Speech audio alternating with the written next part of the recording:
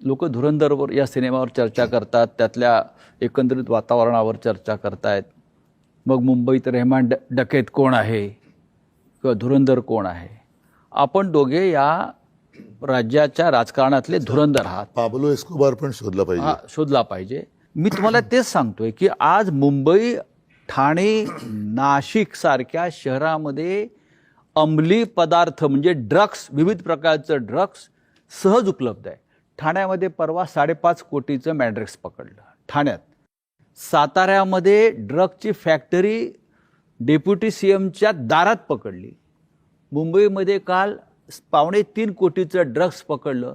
हे चित्र या महाराष्ट्रात यापूर्वी कधीच नव्हतं.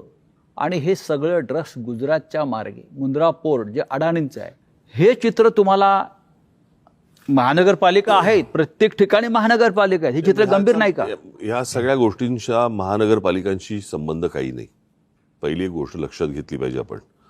याला केंद्र आणि राज्य म्हणजे या ज्या प्रकारच्या ड्रग्सच्या विरोधातल्या ज्या धाडी या गेल्या 10 वर्षामध्ये बंद झाल्यात आणि साधारणपणे शाळांपर्यंत हा ड्रग्स हा प्रकार आता मुलांपर्यंत यायला लागलेला आहे. शाळेच्या बाहेरच्या पानटपरीवर ड्रग्स मिळत आहे. आणि आपण जर समजा आपण त्याच्या सगळ्या गोष्टींचं जर नीट त्याचं ॲनालिसिस केलं तर राजकारणामध्ये वाढलेला पैसा आणि रस्त्यावरती आलेला ड्रग्ज याचा एकमेकांशी काय संबंध आहे तो पण मला असं वाटतं जुळून पाहायला पाहिजे.